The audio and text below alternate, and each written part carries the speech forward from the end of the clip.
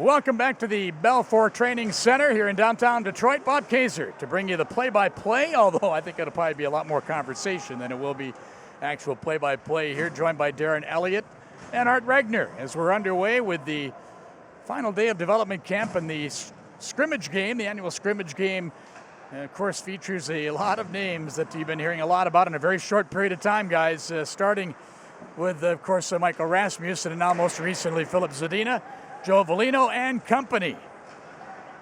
Certainly, we already have a shot on net. That was by Michael Rasmussen. Yeah, had a great chance. Giovanni Smith, just a load, really protected the puck well and created a scoring chance. And now we're seeing basically the second lines out there against each other. But certainly, I think the one thing Darren and we've talked about the last 4 days, this is the 5th day of development camp, is that there's a lot of high-end talent out on the ice here for the Red Wings. And the puck is at center ice right now, played by Pearson. He tried to drop it back along the defense. That got blocked. They'll battle along the near boards down to our right. Puck came free. Berggren, who of course was the first pick in the second round by the Red Wings. And that pick was made possible thanks to Ken Holland and those transactions, those trades that he made. As the puck comes right in front, oh, great chance there, and a one-timer from in tight and a good save made as we are just about 2 minutes into the first period here of this development game at Belfor Training Center. And don't forget, next year, the draft will be in Vancouver, and the Red Wings already have 11 picks for that one. So a lot of new faces coming into this organization in a rather quick period of time. A nice save by goaltender Brastrom against Gogolev, who made a nice one-time bid. Moscow native, Gogolev, a free agent invitee, so among all the draft picks that the Wings have made over the last couple of years, also some free agents who wind up here in one form or another, some special favors, I suppose, from time to time, Darren. I think every National Hockey League team brings in some of those young guys that they ought to take a look at, recommended by someone in the hockey ranks they ought to take a look at. One of those that kind of stands out to me is the youngster out of Michigan State University, Taro Hirose, who had a heck of a season last year as a sophomore, 42 points in 36 games. He's almost been a point-a-game player at a Michigan State program over his 2 years, and they've had a difficult time scoring. If Hirose hasn't been involved, goals have been hard to come by. Another player that I'm keeping an eye on, number 87 here, big blue liner, is Patrick Holloway from the University of Maine, Black Bear. He was the #1 defenseman for Maine this season, and offensive-minded, physical game. You saw him skate through the white team recently. So here's another kid that might be a little bit off the radar, but has a legitimate shot. Down in the white team zone will set the stage for you. The red team is in fact Team Howe. White team is Team Lindsay. Here's Crawford now, young defenseman out of the OHL, joined the Grand Rapids Griffins at the end of last season, got a couple of games at the American Hockey League level in. Launching one towards the goal, gobbled up near side where Team Lindsay will shovel the puck up the right wing. Here's Gay with it now, cutting in, a shot from the short side. That one knocked down and played away by Crawford along the right defense. Feeds one up the middle to Brady Gilmore. Cross the line, he'll go and drop one to Kirk Morgan, who will be shifting schools this year. Of course, transferred from Northern Michigan to the University of Michigan. Had to sit out a year, though. Yeah, eventually the NCAA will come to their senses and allow these kids to transfer and play and not have to sit out a year. But right now I know Mel Pearson and the Wolverines are looking forward to having Luke on the squad. Played out to center ice, poke check. But following up, Kinsella with the puck will fire it in. It came free in front of an empty net and they score. Crazy hop from behind the goal. The puck deflected right out in front. Kevin Mackey, after making a great cross-ice feed in his defensive zone, gets the fortunate bounce right on his stick, but what a zip pass in his own zone. Showed the skill and then found the back of the net quite easily after the misplay behind the net. And he got all 157 pounds of himself on that shot. I think he's up to 175 now. He started the week at 137. They keep adding pounds to him, but man, oh man, he has skill. He's had a fine camp and finds the back of the net first. And there he is, Filip Zadina, and he gets a reaction from the crowd with that nifty move. Well, they went wow, so there's the wow factor right away, personified. Sometimes you can define a player's significance within a sports organization by the number of jerseys that are sold. And I get the feeling that Filip Zadina jerseys are going to be flying off the shelf. And now Setkov letting a shot go. And I believe Zadina might have tipped that one in. And it's a 1-1 tie, just 4:31 into the opening period. That is skill. That was impressive. Regardless of any level, whether it's a red and white game or it's against the Columbus Blue Jackets on October 4th. That was a beautiful play. Yeah, but this goal was started by the play of Giovanni Smith. He took a defender, he got knocked down, he got back up, went right to the front of the net. Rasmussen did likewise. That line pays dividends right away. And Rasmussen, the guy that actually it looked like he got a stick on it. Yeah. And tipped it in, so. I do think it was Michael, but I didn't want to say anything because you guys would think I was playing favorites. But then again, his hand-eye coordination, I think it was on display there. Yeah. Now Team Gilmore with a puck up ice. Here's young Bergman with a nifty move. Took the puck down behind the goal, knocked away there now. He gets it back in the high slot, however. Goes to the backhand, dropped it back, right point. Cole Fraser will feed one across, long shot, and that one tipped aside down behind the net where the white team's got it back to the line, and Cole Fraser, the aforementioned tough kid, big boy along that blue line, letting a wrist shot go, glove down, and held on to for a whistle. What a nice shift by Jonathan Berggren. He was the guy that I wanted to watch. He's had a tougher camp, a slower to show his skill kind of camp, and he was absolutely had the puck following him around out there, showing the skill, why he was taken in the second round.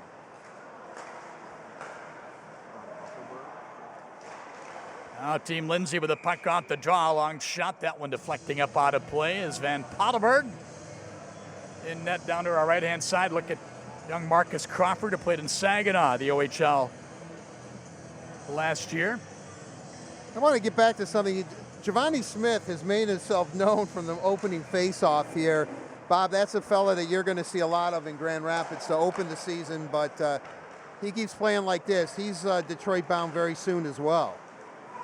He got a chance to join the Griffins at the end of the last couple of seasons. We've seen him as a Black Ace, got a couple of games in, and certainly looks to have a ton of upside, hence a high draft pick of the Red Wings a couple of years ago. Let's put it this way. Nobody wants to play against him because he is a physical force out there, and he has offensive upside as well. So he's a complete player, and he has been very, very impressive so far. Team Lindsay off the draw, has the puck and a long pass ahead. Good speed. Gogolev, who scored the goal for Team Lindsay early on in the hockey game, has it setting up shop down behind the Team Howe net. He'll lay it off to the far side. Gallant with a good pass back to the line. They work in. A shot deflected in front, and they score as Regula let that one go. Alex Regula firing a shot that pinballed around in front, eventually wound up behind Van Pottelberg. So I think Van Pottelberg wants a video replay. He's begging for it. Darren, what did you think? A little goaltender interference? There's a lot of guys in the crease. Bradstrom. Yeah, Victor Bradstrom in net down the right. I'm stand corrected. Yeah, it looked like there might have been some encroachment, but they're not going to call that in a situation or a game like this. As McIsaac took his man out in the crease area, but I don't think it really interfered with Bradstrom at all. Well, the last time the Team Lindsay scored, Team Howe came right back, put their top line out. Those guys answered. They're back out there again, Rasmussen, Smith, and Zadina.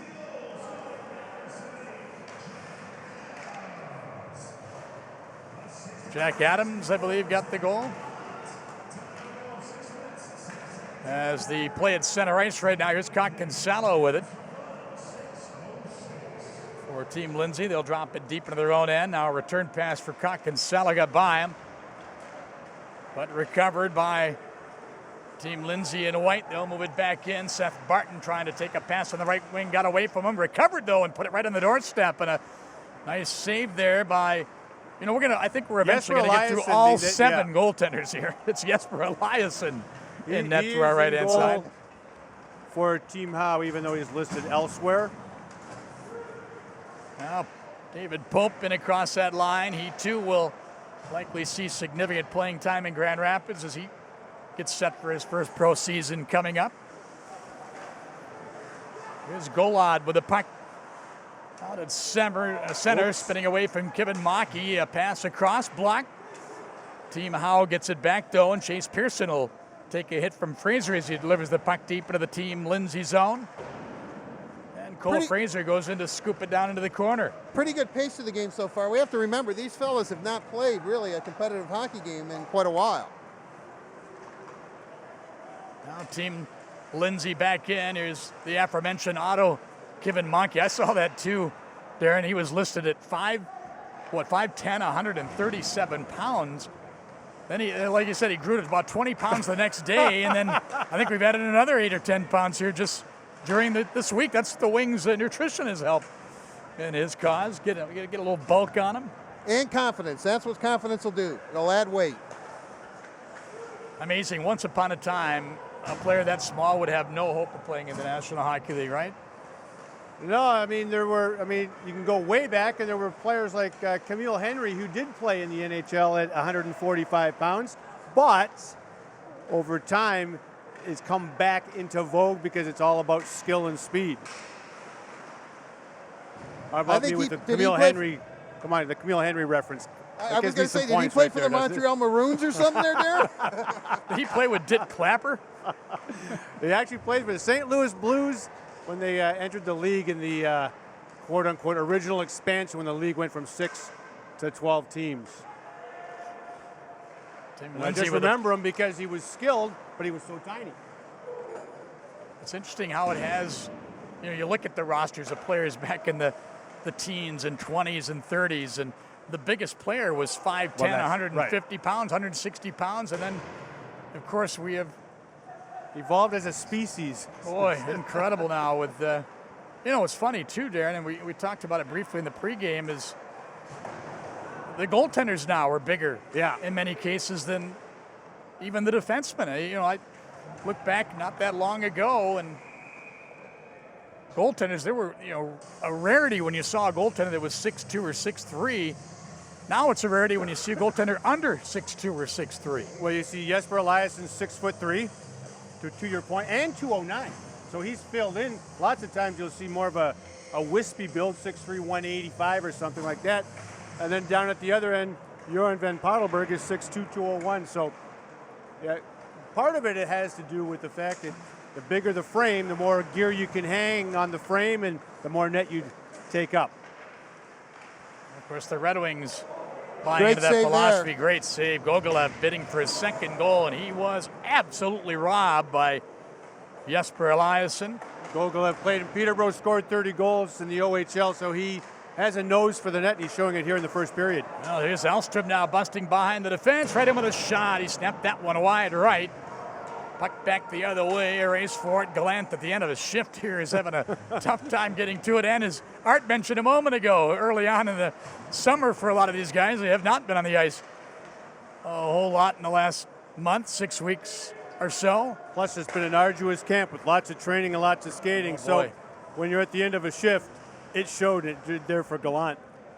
Just past the halfway point of period one, we are coming your way from Belfor Training Center, attached to Little Caesars Arena, the spectacular Little Caesars Arena here in downtown Detroit. Bob Kaser alongside Art Regner and Darren Eliot.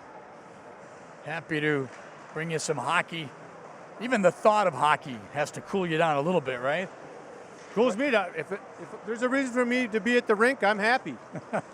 I'm happy too, especially with the heat index being about 175 degrees right now. So. It's a little toasty today for sure. And I don't know how I didn't survive without that heat index. the puck down in the Team Lindsay zone. They'll march up ice, left to right. Here's Otto Kivenmaki. Steer it towards the goal, and Jesper Eliasson will smother that for a whistle. Well, you talk more about the goaltenders, Darren, and of course, you were fairly large in your day at 6'1", right?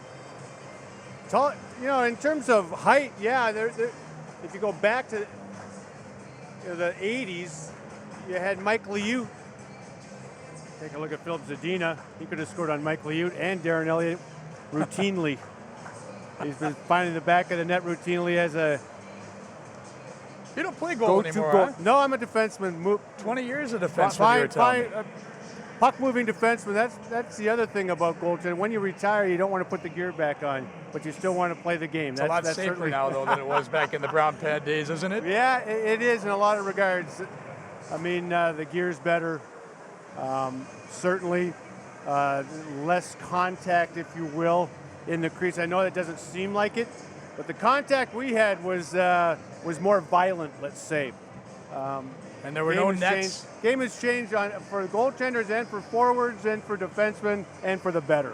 And the nets didn't give back in the day either. Ryan when you O'Reilly got run into as we look at Ryan O'Reilly. I thought that was interesting on draft day, of course, in Dallas at American Airlines Arena. Every time the Red Wings name or logo was on exhibit inside that building Friday and Saturday, it was a chorus of boos until Ryan O'Reilly, a Dallas area native, got selected by the Red Wings, and it was nothing but cheers. Real nice story about Ryan in the Dallas Morning News on the Thursday, the day before the draft. Interesting thing, at the American Airlines Arena, they sold out. The Red Wings had so many draft picks, they sold out of all Red Wing paraphernalia at the arena because families were buying it up. on his way to Denver University is Ryan O'Reilly.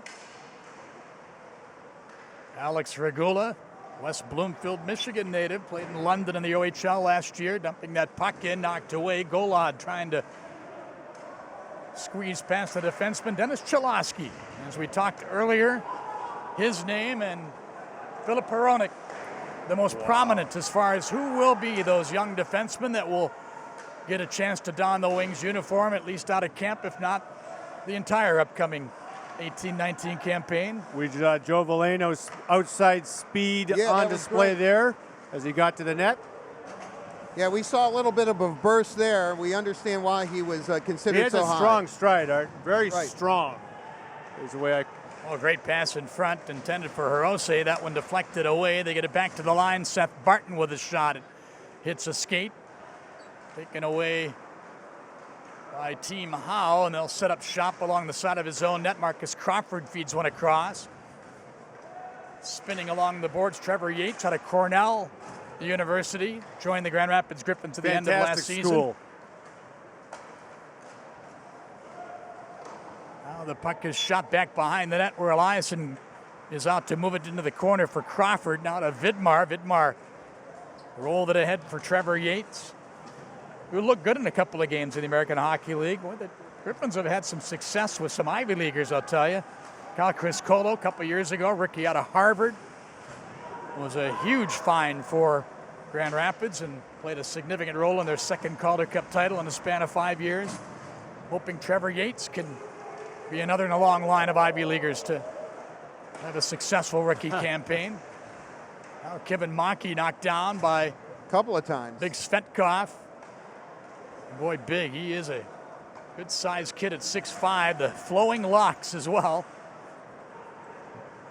Now puck down in the Team Lindsay zone. It's controlled by Team Howe. A one-timer for the near side by Patrick Holway. That one turned aside by a skate. Now Holway will chase it all the way back into his own end. Holway, 6th round pick of the Wings back in 2015, currently at the University of Maine. 1 year remaining there, I believe. 1 year or 2 years remaining for the young defenseman. Now, puck right in front of the Team Howe net. Here's Brady Gilmore taking a feed up the middle. He'll go. He'll drop it back now along the right defense. Puck worked back towards Gilmore, weaving it across the line, wide left. Takes a look, surveys what's in front. No lanes for a pass. He'll move it around the near side, or Holway will scoop it back in. Big Giovanni Smith.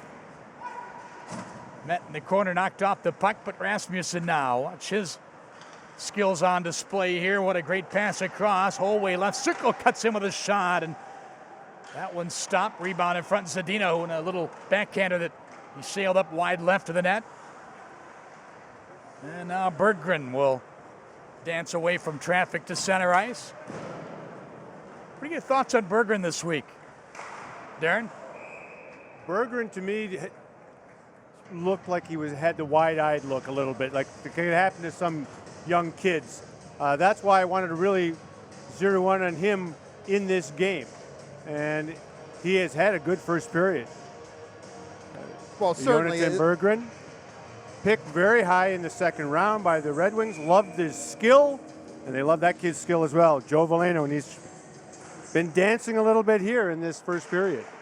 Yeah, certainly. Well, when you fall like he did in the first round, projected to be in the middle of the first round, he has something to prove. You know, again, we haven't brought it up in this telecast yet, but if you look at it, that special exemption status that he received, 15-year-old playing in the Quebec League, I think a lot of expectations were high for him, and if he didn't live up to certain people's expectations, he seemed to get unfairly criticized, I thought.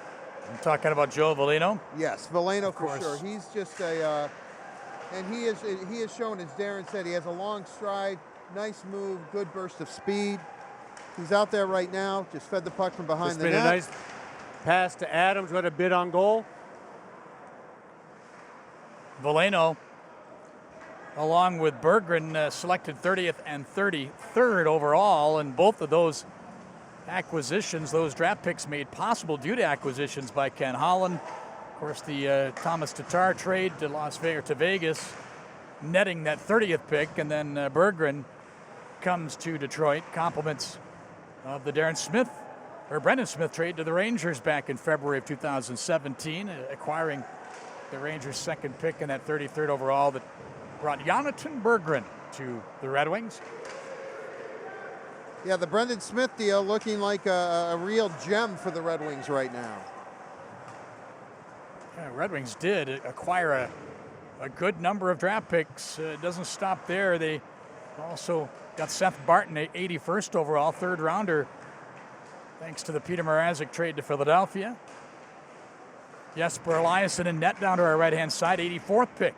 That was the Riley Sheahan trade to Pittsburgh. Right, exactly. The Red Wings didn't have a fifth-round pick in that Sheahan deal. But going back real quickly, Peter Mrazek, that was a fourth-round pick until Peter won 6 games for the Philadelphia Flyers, which he did, and moved up to a third-round pick. If Philly would have made it to the Eastern Conference Final and Mrazek would have won 6 playoff games, it would have been a second-round pick. Yeah, there were a lot of conditions, and he won the 6 games required to move up to the third-round pick, but they also had to make the playoffs with the Philadelphia Flyers, did. So there are a lot of conditions, a lot of picks, and that's what General Manager Ken Holland was talking about. We just want as many opportunities to get to the draft board. A player like Regula gets into the mix as well, just 17 years of age, so you have a wide range here at this development camp in terms of age of players. Team Howe's got the puck, wearing the red jersey here today as we are live inside the Belfor Training Center, downtown Detroit. Final day of development camp. It's been a grueling week, no doubt, for these players and even those in the media. Art's been here day and night, as has Darren. I would learned say, a lot, I'm sure, right, on the insights on these players. I think it's a testament to the talent that the Red Wings have acquired. Not taking anything away from last year's red and white game up in Traverse City, but this one already has, I think there's more goals, and the fellas are really taking it to one another.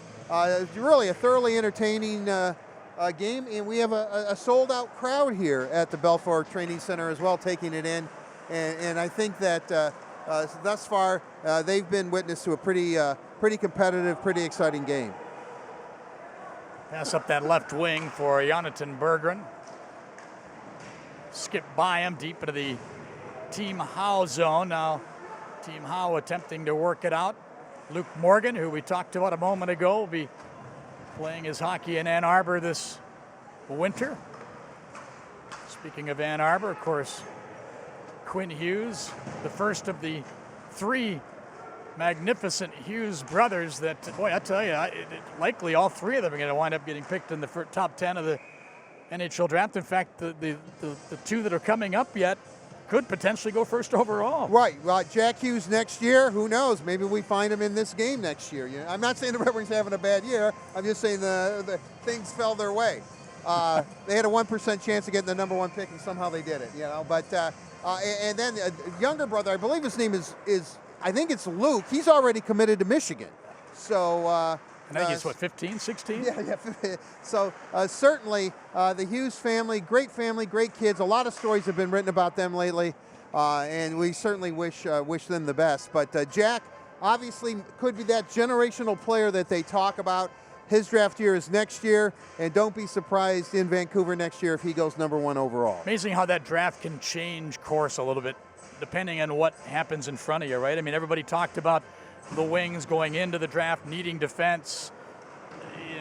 The talk was Hughes a little bit, but the big defenseman out of the OHL probably more so, and they wind up their first 3 picks are all forwards. Right, but that again, as we alluded to earlier, Bob, is that the Red Wings went for the best player available, right. And that's exactly what they did with those first 3 picks. Then when they did start D, they took 3 defensemen in a row, 2 right-handed shots, 1 left-handed shot. So, I think the Red Wings did very, very well, and they really are replenishing the stock in the organization. And I like that Jared McIsaac, who is bumping along the boards with Jack Adams right now. McIsaac, boy, you read all the scouting reports on him, you watch video, and he's another one of those players, Art and Darren, that I just almost found it hard to believe that he lasted as long in the draft as he did. Another one that was projected by most boards, mock draft boards, to go in the first round. And again, I wasn't just trying to blow smoke earlier. If you look at it, the first 4 picks that the Red Wings acquired could all have been legitimately taken in the first round. So I like to think about it because I'm very optimistic. Optimism is my middle name, is that the Red Wings actually got 4 first-round draft picks in the last week's draft in Dallas. I mean, the talent is that good, it's very skilled, and it's that high end. Well, again, you really do have to give Ken Holland a lot of credit for recognizing the rebuild needs to begin. And well, the landscape has changed. You've got to build through the draft now. Gone are the days of really being able to fill out your roster with high-end free agents. Most high-end free agents, Drew Doughty, an example, signed an 8-year extension. He hits the open market, but that's not going to happen like it used to back in the good old days of free spending. And you also look at you hear fans talking as well. What about the Datsyuks and the Zetterbergs in the 6th and 7th and 8th round? But what some people forget or don't recognize is the fact that the Red Wings were the only team really that for a long time were scouting players overseas, and that's where they were able to get those players because nobody knew who Zetterberg was or Datsyuk. Imagine that. Now every National Hockey team is well represented in all the European countries. Such a great point. Jim Nill, when he was director of scouting here for the Red Wings, told me, I like to call it my Dr. Zhivago story. He said that when he first started scouting Europe, it was the town folks in a reindeer sleigh and him in a reindeer sleigh. And 2 years later, it was him in the reindeer sleigh scouting talent, town folks scouting talent, and then 29 other reindeer sleighs because everybody had caught up. I mean, that's what the competition is. You can still get diamonds in the rough, but you really have to do your homework. Yeah, now it's important to get the higher draft picks, and the Wings certainly making moves towards that end. All right, we're going to take a break. Kris Draper is going to come along and chat with us here, so stand by for that. Our first intermission upon us. It is the development camp, the game here at Belfor Training Center, attached to Little Caesars Arena on a steaming hot Saturday in downtown Detroit. Stand by, more coming your way right after this. Beat the rush and see Dylan Larkin, Anthony Mantha, and the rest of the Red Wings battle the NHL's best. With Detroit Red Wings partial season ticket plans. Customize your 11 or 22 game package to best fit your schedule. Benefits include tickets at below box office prices, home opener seats guaranteed, and access to concert pre-sales. Log on to DetroitRedWings.com now and get in on all the action.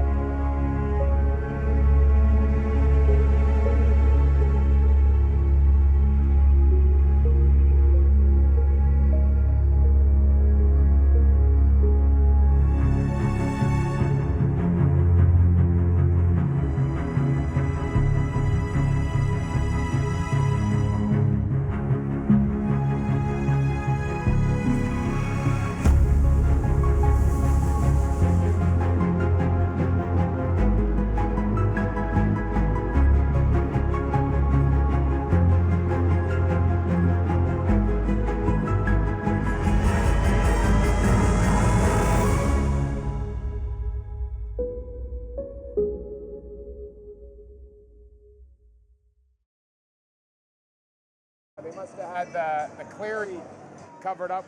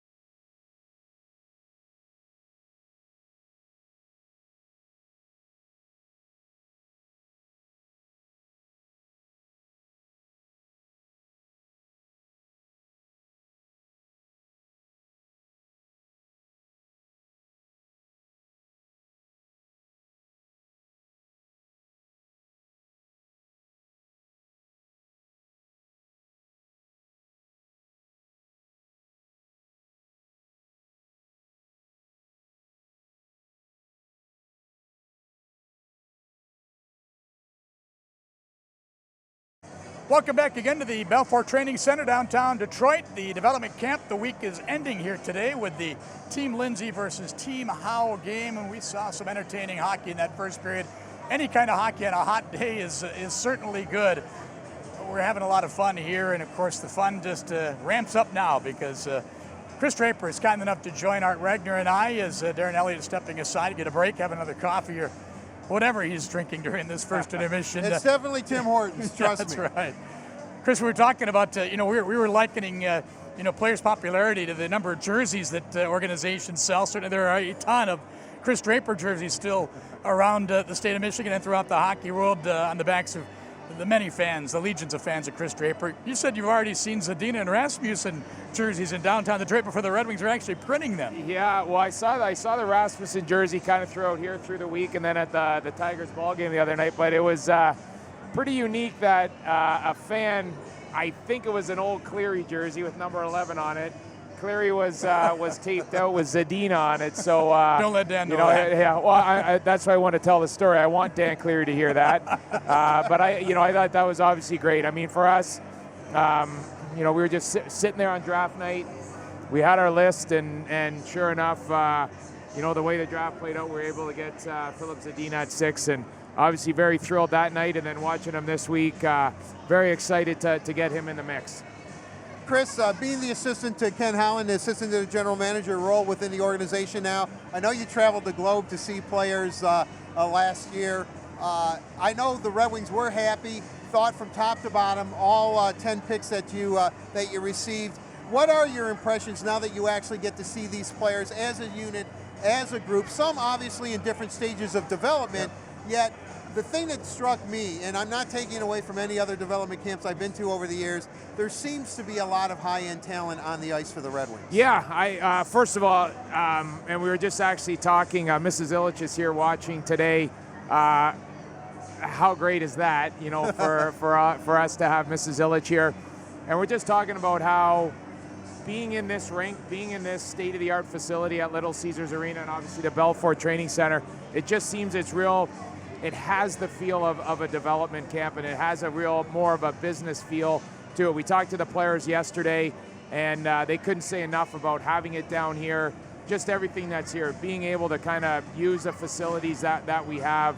It's been great. But to your point, obviously getting 2 first-round picks and 2 early second-round picks, and Ken Holland did a fabulous job to acquire those picks for us, and to be able to get on Friday night both Zadina and Veleno, who to me look great out here, and then wake up Saturday morning, and the first name we were able to call Jonathan Berggren, and I thought he's been really good. You can see the hockey sense, you can see the poise, you see the skill that he has with it. Very exciting to see him, and the one kid that's been real fun to watch this week is Otto Kivimäki.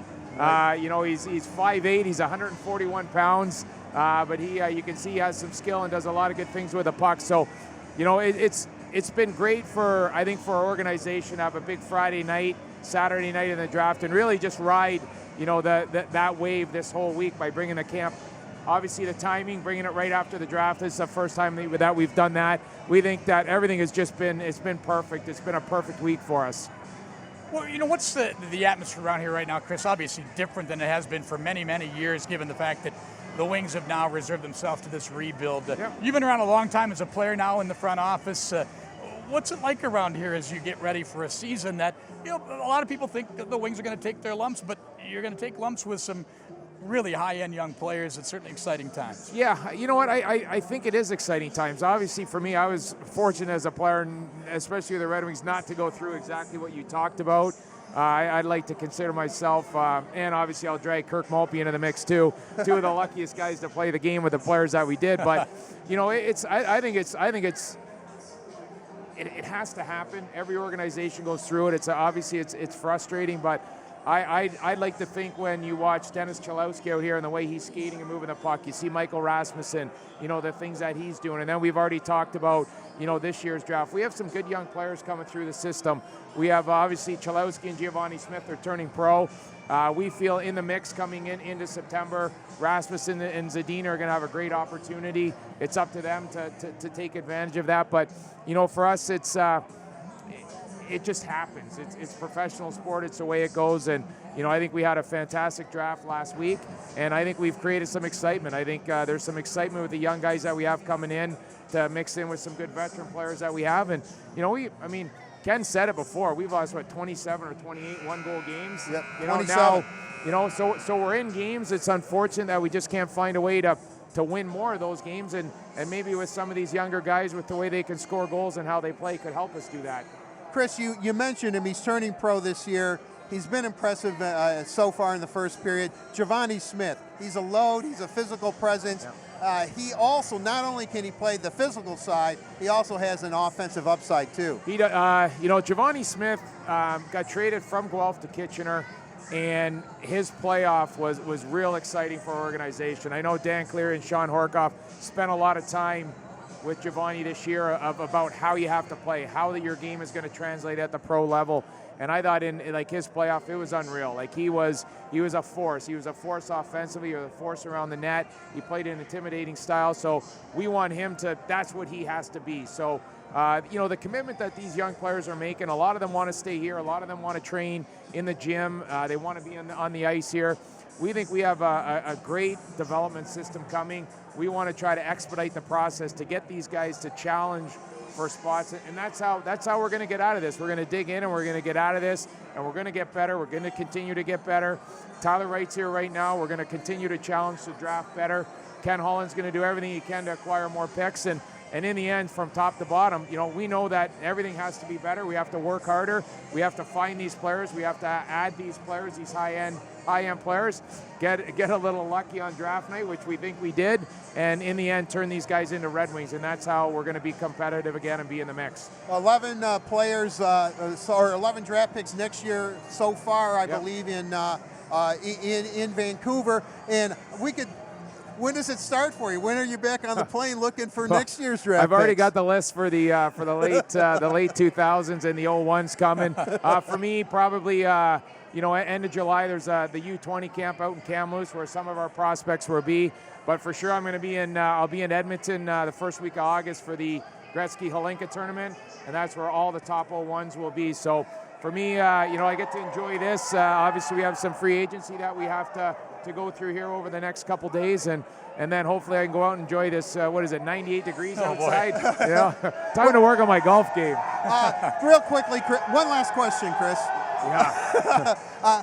I'm curious. I know we've talked about some of the high-end talent that was out there. Who else maybe that has impressed you this week? Not come out of nowhere, but a player who you said, you know what, this guy has a legitimate shot. You know who's We drafted him last year, Jack Adams. Right. You know, he had, and he'll say it himself, he struggled a little bit early in his first year at Union. And now he's found the gym. He's learning what it takes to be a pro. And I thought he had a good first period here and certainly a good week. But you know, we've just like I said, it's been fun to watch our prospects and our draft picks. You know, and it's I think everyone's enjoying it too. It's been a great week for us. Great turnout, no doubt. Kris, thanks a ton, as I always. appreciate it. Yeah, thank you. Thank you, Kris. Great work by Kris Draper and company, bringing all this excitement and these young, bright prospects, no doubt, to your living rooms or wherever you might be watching today. All right, we'll take a break, come back. Second period action coming up. It is Team Howe, Team Lindsay Development Camp at Belfor Training Center continues right after this.